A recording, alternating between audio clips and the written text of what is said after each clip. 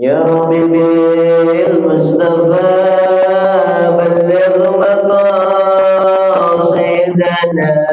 واغفر لنا ما مضى يا واسع الكرم يا رب بالمصطفى بلغ مقاصدنا واغفر لنا ما مضى يا واسع يا رب هيئ لنا من أمرنا رشدا واجعل معونتك الحسنى لنا مددا يا رب بالمصطفى بلغ مقاصدنا واغفر لنا ما مضى يا واسع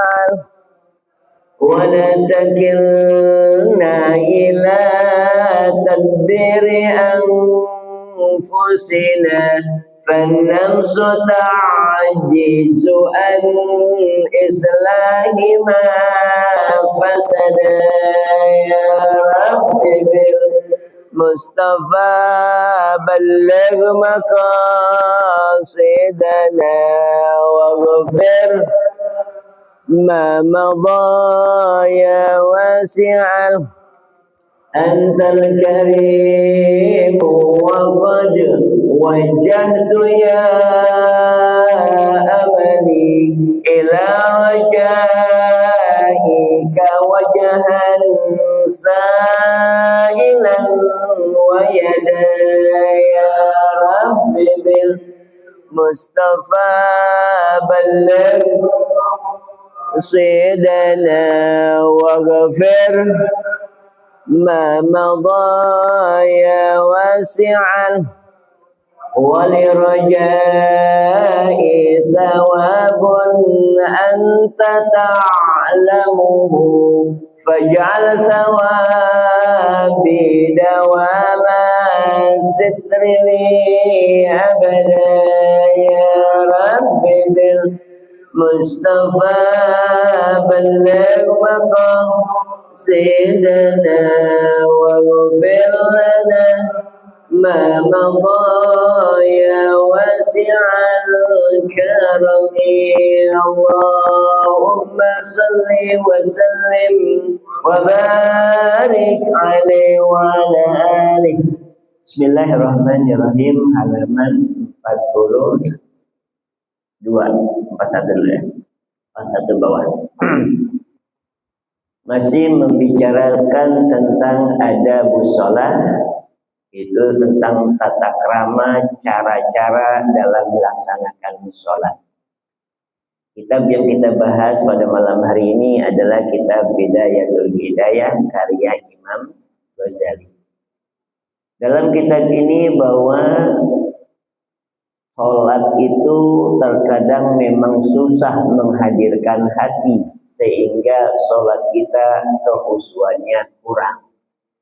Oleh karena itu, banyak cara-cara ulama kita mengajarkan kita untuk bagaimana caranya sholat kita khusyuk. Salah satunya, ketika kita tidak bisa membayangkan Allah di depan kita tidak bisa membayangkan kita melihat Allah, seakan-akan Allah lah yang melihat kita. Kalau memang susah juga, bayangkan, kata Imam Ghazali, bayangkan seorang laki-laki soleh yang menyaksikan kita untuk mengetahui kekhusyuan sholat kita.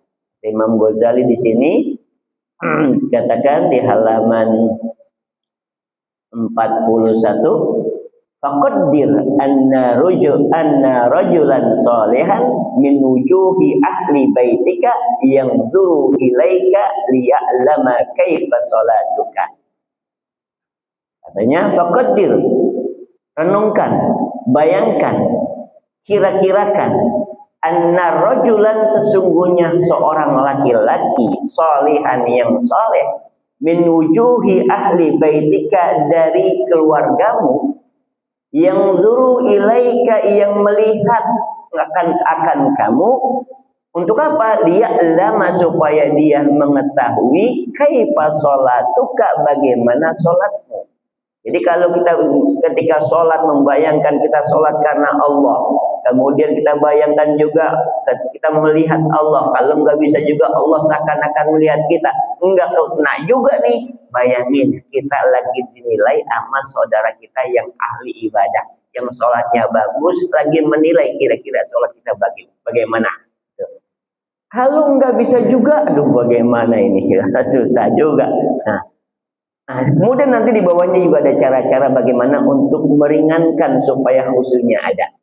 Nah, sini apabila sudah kita melaksanakan apa-apa yang bisa mendekatkan kita untuk sholat khusyuk, maka di sini faidah hadara qalbu, nih halaman bawah.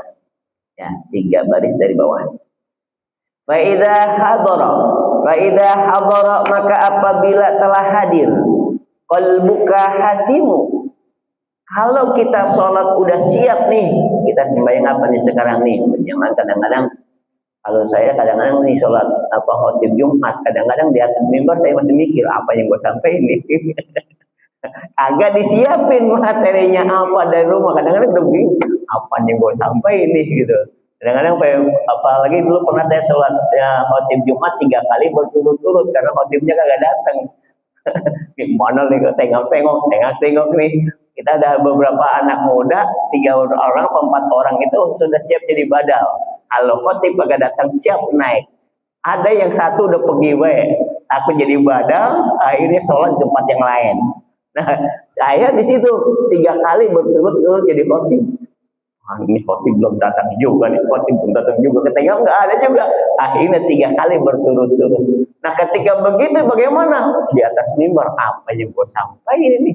Kita lihat itu ada ayat, udah dibahas gitu aja. Kadang-kadang kita udah siapin materi khotibnya apa, DKM mesen. Nanti singgung ya, kita lagi mau renovasi masjid nih. Ini sumbangan belum banyak. Materinya kemana? Akhirnya kita rubah.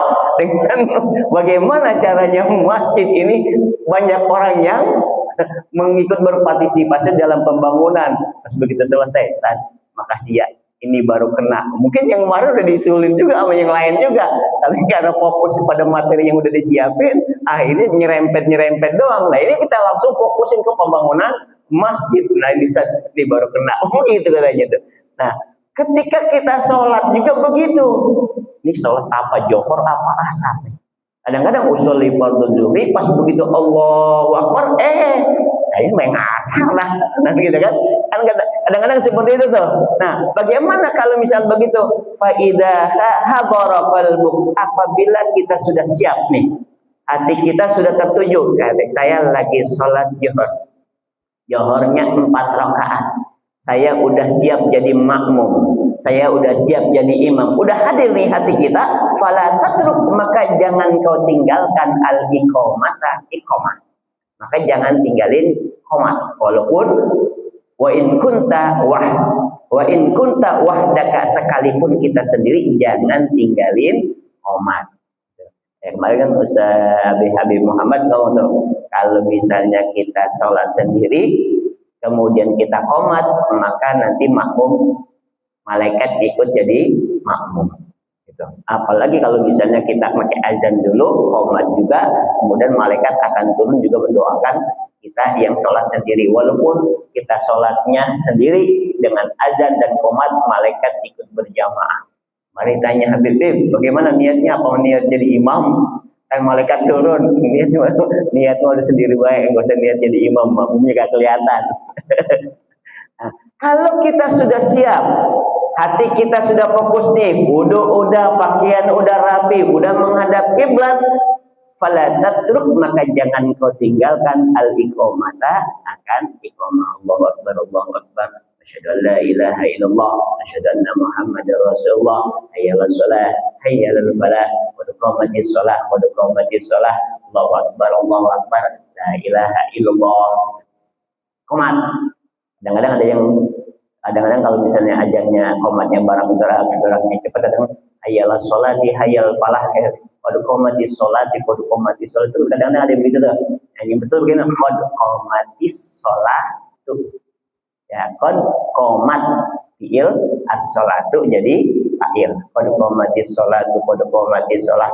Kalau hayya 'alas sholati, hayya 'alas sholati ada ala. Hayya 'alas sholati. Jadi jam. Tetap komat walaupun sendiri. Wa inin tazarta, dan apabila engkau menanti atau menunggu hudura jamaatin, akan hadirnya jamaah. Kalau kita sholatnya di masjid nih atau di musola, lagi nungguin kagak ada yang azan, kagak ada yang qomat buat sendiri. Kalau kita sholatnya sendiri udah langsung qomat. Tapi kalau kita nungguin jamaah yang lain datang, maka kata Imam Ghazali, wantazarta, dan apabila engkau menunggu hudura jamaati, akan hadirnya jamaah, fa'adzin, maka azanlah. Azan dulu, Allahu Akbar, Allahu Akbar. Makanya kalau misalnya orang yang azan tuh pahalanya bakal banyak tuh. Sepanjang suaranya nyampe ke kuping orang yang dengar, dan sebanyak orang yang datang, itu pahalanya buat orang yang azan. Cuman kadang-kadang kita kagak pede azan. Kenapa suara gue begini? Ntar dikomplain mulu lagi nih azan gue, gitu kan?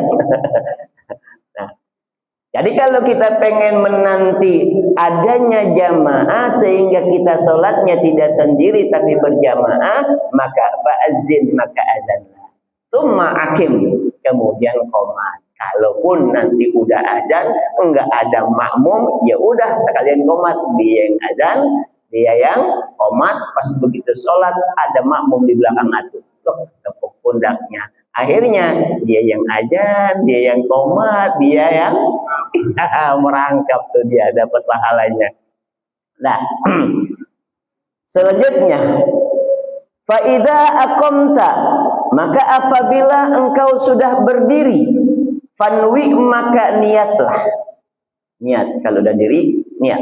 Jadi duduk di masjid dari tadi ini udah niat etika belum? Yang belum, ya kadang-kadang kita lupa emang. Padahal duduknya kita semua di sini pahala berbeda-beda nih. Ada yang pahalanya mencari ilmunya dapat, ya, sholatnya lebih pahalanya lebih gede daripada sholat 1000 rakaat, begitu kan? Pahalanya lebih gede daripada takziah 1000 orang sakit, dan mayat nyolatin 1000, mau nyolatin mayat, misalnya begitu, tetap itu pahala sama tuh kalau niatnya sama-sama duduk untuk mencari ilmu. Tapi ada yang niat etika, ada yang kagak, lain lagi tuh pahalanya tuh. Nah begitu juga kayak sholat kemarin, sholat itu dinilai dari berapa khusyuknya kita. Kalau dari awal sampai akhir khusyuknya kita banyak, ya udah pahalanya banyak. Tapi kalau dari awal sampai akhir pahalanya usunya setengah, seperempat, ya itu dikodri, gitu kan, kemarin kan, dikodri khusyu'ika, katanya kata Imam Ghazali, Allah akan menerima sholat kita sebagaimana kadar kehusuan sholat kita. Nah, kalau kita sudah berdiri, udah azan, udah qomat, kemudian kita udah siap, fanwi, maka niat. Wakul, dan katakanlah fi qalbika, dalam hatimu, wadi fardhu zuhri lillahi ta'ala. Wadi, aku penuhi, aku laksanakan fardhu zuhri, akan sholat fardhu zuhur lillahi ta'ala. Nih, singkat. Allah, saya niat sholat zuhur 4 rakaat karena Allah. Udah. Tapi kadang-kadang kita sesuai yang diajari guru-guru kita, pakai mustaqbilal kiblati, ya kan, makmuman usolli fardhu zuhri 4 rakaatin mustaqbilal kiblati ada alillahi ta'ala. Saya niat sholat zuhur 4 rakaat menghadap kiblat, menjadi makmum karena Allah, misalnya. Panjang tuh. Kalau misalnya ada ustadz yang cukup, saya niat sholat maghrib makmum, jadi makmum karena Allah. Enggak sebutin 4 rakaatnya, kelamaan. Allah juga tahu kita 4 rakaat. Tapi kalau misalnya kita orang yang kagak yakin, ya kita harus sebutin 4 rakaat, misalnya begitu. Kalau misalnya kita seperti itu. Jadi kadang-kadang niat itu, makanya ada yang cepat tadi tuh. Allahu Akbar. Ada yang cepat tuh. Konsentrasinya penuh tuh. Tapi yang panjang itu kayak kemarin ada pertanyaan Sada Maryam. Kenapa tuh takbir lama banget apa yang dibaca itu? Yang begitu-begitu itu konsentrasinya masih ngambang tuh. Ya, niatnya ngambang panjang, belum ketemu nih gue sembahyang apa ya? Ini berapa rakaat ya? Ini jadi makmum apa jadi imam ya? Ini kadang-kadang panjang, maka jadi panjang niatnya. Nah, wadi aku laksanakan, aku penuhi, aku kerjakan fardhu zuhri, akan fardhu zuhur lillahi ta'ala, karena Allah. Ini kalau niatnya sendiri. Kalau berjamaah, kalau imam boleh baca ini. Kalau makmum kagak boleh. Kalau jadi imam boleh baca ini, berarti dia niat sendiri, enggak jadi niat jadi imam. Boleh nggak makmum tidak niat jadi imam, tidak niat jadi imam? Boleh. Tapi nanti pahalanya tidak dapat pahala jamaah. Tapi kalau pengen dapat jamaah, siap-siap. Pakaian harus rapi, wudu harus sempurna, hati harus khusyuk. Ini berat. Makanya jamaah kita kagak sah, jamaah ngikut kagak sah tuh. Tuh, makanya kadang-kadang kalau orang yang pikirnya diterapin bener, itu hati-hatinya bukan main. Ikhtiyatnya tinggi. Makanya dia jarang yang mau jadi imam kalau kagak terpaksa. Kenapa? Nanggung jamaah di belakang.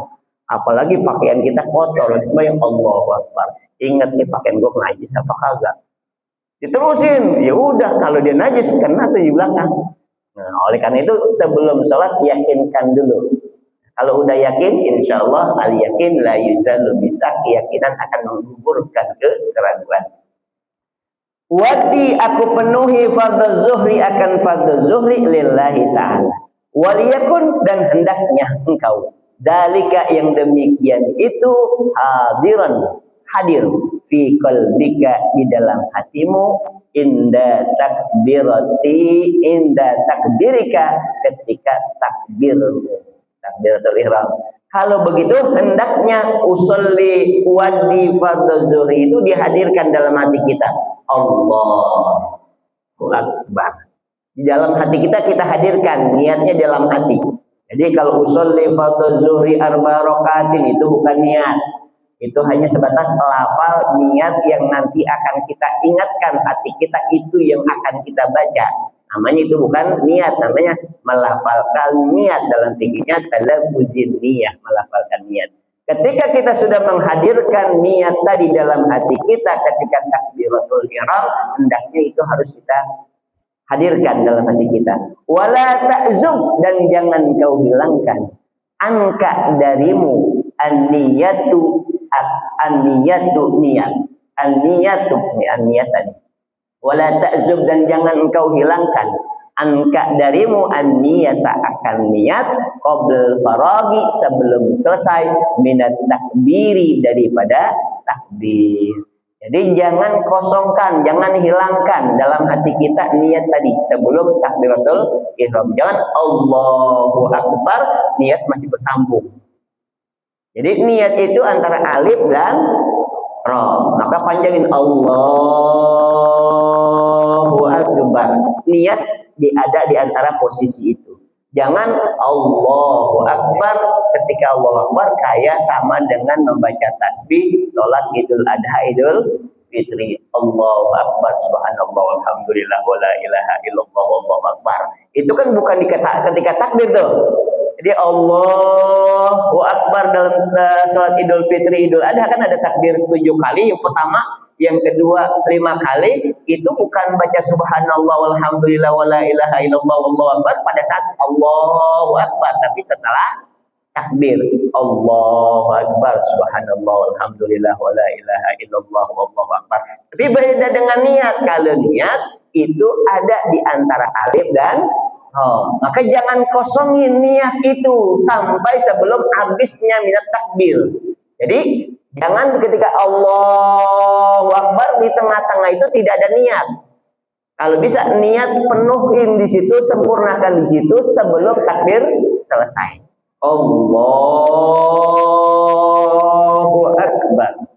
Dalamnya saya niat salat zuhur menjadi makmum atau jadi imam karena Allah. Kalau 4 rakaatnya kita nggak sebutin. Allah juga tahu kita zuhur 4 rakaat. Tapi yang ragu, kan zuhur ada yang 2. Kalau musafir, kan ada jamaah qashar. Akhirnya disebutin juga saya sembahyang zuhur 4 rakaat menjadi makmum karena Allah. Kenapa? Karena dia ragu. Takutnya kan ada perbedaan antara sholat yang musafir maupun yang tidak musafir.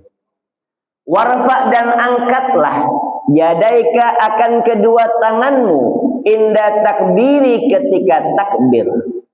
Ba'da irsalihima setelah disejajarkan keduanya awalan. Pertama, ila hadwi mankibai setara ila hadwil mankibai ke arah 2 pundaknya. Jadi tangannya angkat ke arah 2 pundaknya. Wahuma dan keduanya mabsutotani dibuka tangannya. Jadi jangan begini. Jangan begini Allah, tapi dilebarin begini, dibuka. Wa asabi'uhuma dan 2 jarinya mansuratun direnggangkan. Allah. Jadi jangan rapat, direnggangin. Wala tatakallab dan jangan engkau paksakan, engkau bebankan dhammaha akan merapatkannya, jangan dirapatin. Wala tafrijaha dan juga jangan merenggangkan, terlalu renggang juga jangan, merapatkan juga jangan, sekedarnya saja. Mabsutotan terbuka, yang setengah-tengah. Bihaitsu tuhazi dengan sekiranya tuhadi sejajar biibahamaika dengan 2 jarimu, 2 jari telunjuk, 2 ibu jari, gitu. Jadi sejajarkan di sini 2 kapang, sejarah boleh nempel, boleh yang agak renggang, tapi posisi sejajar. Sahmatai udunaika di 2 telingamu, di 2 jempol disejajarkan dengan 2 daun telinga. Allah. Jadi kadang-kadang ada yang Allah Akbar. Jadi ada yang Allahu Akbar. Tapi di sini disejajarkan tangannya, disejajarkan dengan pundak, samakan dengan pundak, disejajarkan dengan 2 daun telinga.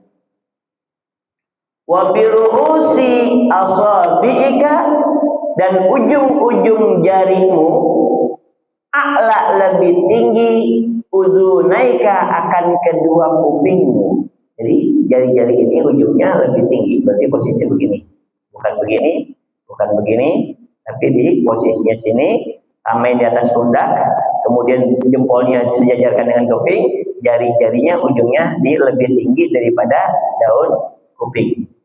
Jadi jari-jarinya ujung-ujung lebih tinggi daripada kuping, jempolnya disejajarkan di atas pundak, samakan dengan daun telinga. Ada yang Allah, ada juga yang dicegat, saya lihat begitu ada Allah. Kenapa Allahu Akbar? Ada juga. Nah, makanya kalau bisa nih kita sholat lihat kiri kanan. Kiri kanan karena kita tinggal di sebuah daerah, jangan kita patenkan dengan keyakinan kita.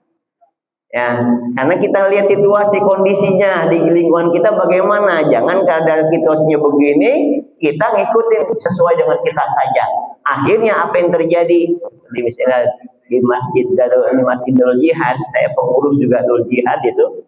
Di sana saya sudah jadi ketua, nggak usah ngomong aja ketua. Gitu. Masjidul Jihad ada imam, khotib di sini juga ada sekarang. Ya, sekarang jadi khotib di sini juga. Lagi sembahyang, Allah, begini tangannya di dada, dimiring lagi begitu. Akhirnya pas begitu selesai, khotib cakep, gitu. Pas begitu selesai ketua yayasan yang ngomong, Ustaz, itu besok khotib jangan dipakai lagi. Kenapa? Karena beda dengan yang lain. Yang lain mah begitu, tangannya begini, di setengah-tengah antara pusat dengan dada, dia begini miring. Akhirnya Ustaznya dikeringatin, dikasih tahu, akhirnya bener lagi, masih pakai lagi. Gitu. Jadi kita juga ketika takbiratul ihram di kampung kita begini, di tempat kita begini, kita lihat situasi dan kondisi. Kalau kita pengen ngerubah nih, orang pengen kayak kita, bagaimana caranya? Kita masuk dulu. Kita masuk dulu, setelah masuk mereka meyakini kita, mereka percaya kita, baru berubah dikit, begitu. Jangan langsung kita, ya bukan kita menayin, kita mulai diusir. Nah, gitu kan? Makanya itu kan Sunan Kalijaga. Ya, make wayang dakwanya. Sunan Kalijaga ya, yang make wayang. Kenapa? Ya karena memang di situ pada saat itu yang lagi hobi ya wayang, dia masuk di wayang, tapi kata-katanya, alur ceritanya dirubah. Bagaimana caranya mereka kenal dengan Nabi, gitu. Jadi begitu. Jadi jangan langsung kita masuk, kita rubah sesuai dengan keinginan kita. Emang siapa lo? Nah ini jadi permasalahan. jadi kalau kita pengen merubah, masuk ke dalam, tapi kita yakini itu bukan hal-hal yang qat'i, sesuatu yang pasti atau sesuatu yang wajib. Yang ini kan hanya tradisi, ini kan hanya kebiasaan, ini kan hanya sunnah, boleh kita masuk, kita ikutin. Dikit-dikit secara langsung kita akan berubah. Ketika kita sudah diakuin, insya Allah berubah. Gitu. Seperti misalnya dulu pada saat ini kan nggak pernah tuh yang namanya kadang-kadang sholat mas habis sembahyang kan nggak ada tuh yang namanya ayat kursi, ya kan? Dulu langsung subhanallah ayat kursi. Makanya sering dalam khotib, dalam apa saya singgung betul. Saya ulang lagi. Ketika saya jawab di depan, saya ikut baca itu. Akhirnya sekarang hampir semuanya baca ayat kursi setelah selesai. Kenapa? Emang ada hadisnya begitu. Gitu kan gitu. Hadisnya emang. Kenapa kok begitu? Karena yang nggak tahu dasarnya. Karena emang dari sunnah dulu begitu. Kita munculkan hadisnya. Nih, kalau orang baca ayat kursi setelah selesai sholat, nggak ada penghalang dia masuk surga kecuali mati. Itu kan? Man qara'a ayat al-kursi fi duburi kulli sholat lam yamna'hu dukhulal jannah illal maut. Siapa orang yang baca ayat kursi setelah selesai sholat, maka tidak ada penghalang antara dia dengan surga kecuali mati. Itu kita ulang-ulang. Siapa yang mau pengen masuk surga? Udah gampang, baca ayat kursi baik, mati udah masuk surga. Diulang-ulang karena memang kita sudah dekat, mereka kenal dengan kita, akhirnya ngikut. Nah, kalau misalnya pengetahuan kita misalnya, nah kemarin ada pertanyaan nih, masalah hadroh. Adalah hadroh, katanya jangan, ini mengotori masjid katanya nih. Kalau memang itu tidak sesuai dengan keyakinan kita, ya udah biarin aja, orang yang lain masih percaya, terusin baik. Kan gitu kan? Orang maulid aja katakan sedap dulu kagak percaya, lah bid'ah, lah mau hadroh, ya bagaimana mau percaya hadroh, maulidnya aja kagak, gitu kan? Nah, kalau misalnya bukan pemiliknya, bukan ketuanya, bukan apapun, pasti berat untuk merubah itu. Gitu. Ada misalnya yang minum-minuman di pinggir jalan, bukan RT, bukan tokoh masyarakat, bukan. Kira-kira kalau kita negor, kita diapain? Ya balik ke kita, dia hajar kita. Babak belur iya, gitu kan? Tapi kalau kita tokoh masyarakat, dia mau ngajar juga pikir-pikir. Ini tokoh masyarakat. Kalau gua pikir, gua hajar, ini jadi masalah urusan panjang urusan. Udah, tapi kalau kita nggak siapa-siapa, walaupun itu perintahnya begitu kan? Man ra'a minkum munkar falyughayyir bi yadihi, fa illam yastati' fa bi lisanihi, wa illam yastati' fa bi qalbihi, wa huwa adaful iman. Betul, ketika ada kemungkaran, pakai tangan. Tapi tangan kita kuat apa kagak? Ini perlu kita pikirkan. Kuat. Camat bukan, lurah bukan, RT bukan, tokoh masyarakat bukan. Lah kagak kuat, jangan. Balik ntar ke kita. Bukan orang yang kita hajar, lah kita malah dibalik dia hajar. Begitu. Nah, kembali. Jadi, ini Mana apa dia? Lari ke sono ini. Ah? Apaan? Aduh. Ya. Jadi mana tadi tuh? Aduh. Hah? Yang mana? Takbir. Nah. Wala tatakallaf, dan jangan kau rapatkan, jangan kau bebankan dhammah dengan merapatkan. Wala tafrijuha, dan juga jangan merenggangkan. Bihaitsu tuhadhi biibhamaika sahmatai udunai. Sekiranya sejajar dengan dua ibu jari dengan daun telinga. Wa biruusi asabiika, dan ujung-ujung jarimu a'la, lebih tinggi, udunaika, akan kedua kupingmu. Wa bikafaika mankibaika, wa bikafaika, dan dua telapak tanganmu mankibaika, akan sejajar dengan dua pundak. Dua telapak tangan sejajar dengan pundak. Faidastaqarrata, dan apabila sudah tetap berada, sudah tetap fi maqarihima, pada posisinya, pada tempatnya, fakabbir, maka takbirlah. Setelah tangan sudah di sini, sejajar sudah, baru Allah, takbir di sini. Jadi bukan Allah, tapi jajarkan dulu baru takbir.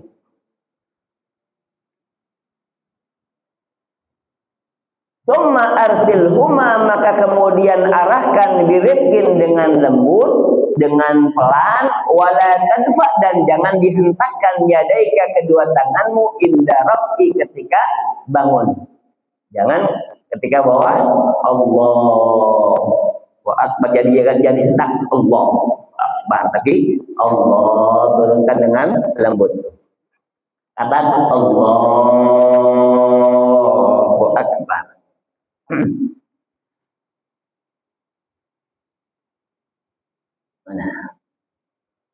Wal irsali, dan mengarah ila kudamin, kepada ke bawah, daf'an, secara hentakan, daf'an dengan hentakan. Allahu akbar gitu. Di bawahnya baru dihentak. Wala ila khalfin, dan tidak dari ke bawah, raf'an, ke belakang, raf'an, ke atas. Jadi kalau misalnya bukan ke bawah, wala ila khalfi, dan tidak ke bawah, raf'an, diangkat. Jadi ketika tadi wala tadfa, dan jangan hentakkan yadaka, akan kedua tanganmu, inda rafi, jangan Allah.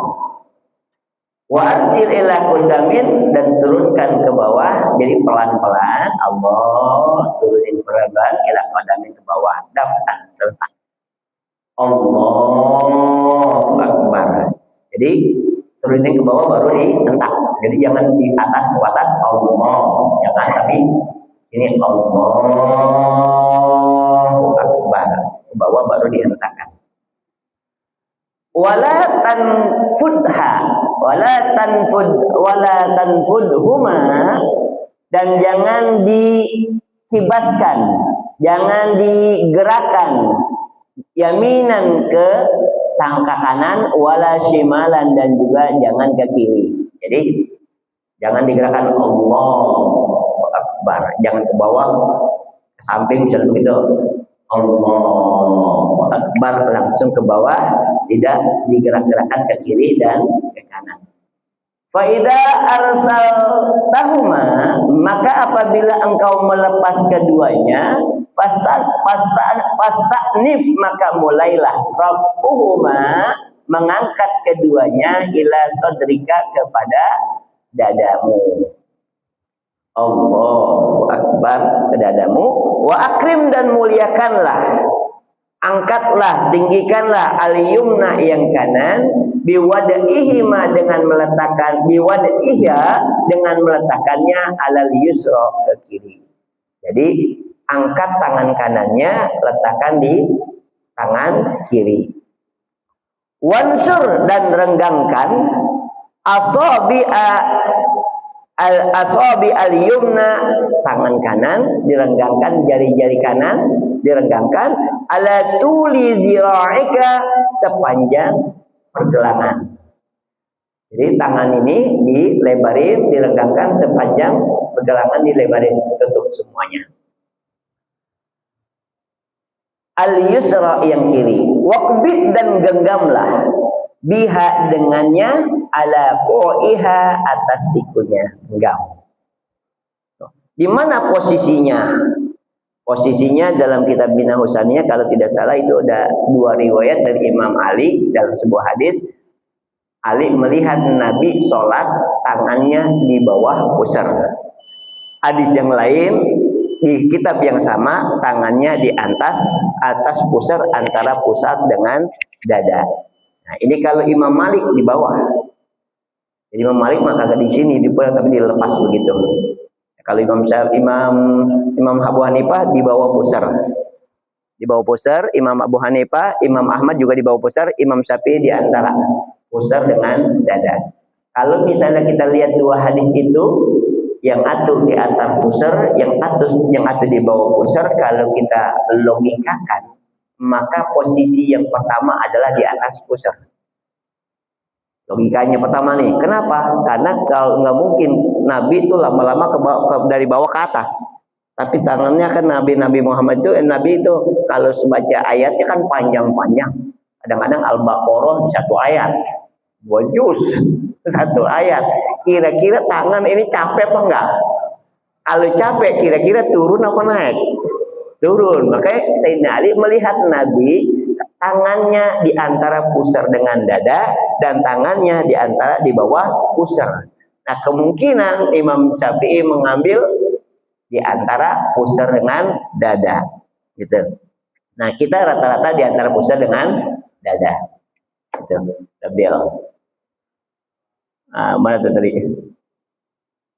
Oh iya, mana? Ya udah. Setelah itu wakul dan katakanlah ba'da takbir. Ini bisa udah. Wallahu a'lam bishawab. Nanti ada doa iftitah. Nama lain doa iftitah adalah tawajjuh. Ini wajah tu wajhiyah.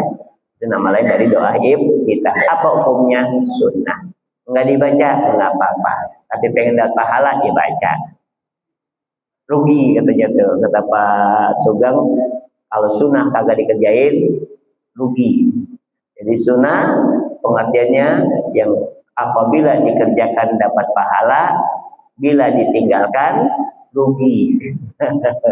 Salat qobliyah subuh sunnah, dikerjain dapat pahala, enggak dikerjain rugi, pahalanya langit bumi kalah sama isi-isinya tuh, rugi makanya. Wallahu a'lam bishawab. Nanti pertanyaan dilanjutkan aja minggu depan ya, atau langsung melalui email di bawah tuh ya kalau ada. Tetap dengan baca surat Al-Fatihah, mudah-mudahan sehat semuanya, panjang umurnya, murah rezekinya, hajat-hajat kita semua dikabulkan oleh Allah Subhanahu wa taala, kita maupun keluarga kita yang sakit mudah-mudahan disembuhkan segera sehingga bisa kembali beraktivitas sebagaimana biasa, khususnya untuk beribadah kepada Allah. Al-hadiyah wa likulli sholihan wa ila Nabi Mustafa Rasulullah sallallahu alaihi wasallam. Al-Fatihah. Alhamdulillahi minasyaitonir rajim. Bismillahirrahmanirrahim. Alhamdulillahirabbil alamin arrahmanir rahim maliki yaumiddin. Iyyaka na'budu wa iyyaka nasta'in. Ihdinas siratal mustaqim. Shiratal ladzina an'amta 'alaihim ghairil maghdubi 'alaihim waladdallin. Amin. اللهم صل على سيدنا محمد وعلى ال سيدنا محمد. اللهم انفعنا بما علمتنا وعلمنا ما ينفعنا. اللهم اغننا بالعلم وزينا بالحلم واكرمنا بالتقوى وجملنا بالعافيه. اللهم اجعل هذا جمعنا جمعا مرحوما وتفرقنا من بعده تفرقا معصوما. وصلى الله على سيدنا محمد النبي الامي وعلى اله وصحبه وسلم. سبحان ربك رب العزه amma yasifun wa salamun alal mursalin walhamdulillahi rabbil alamin. Assalamualaikum warahmatullahi wabarakatuh.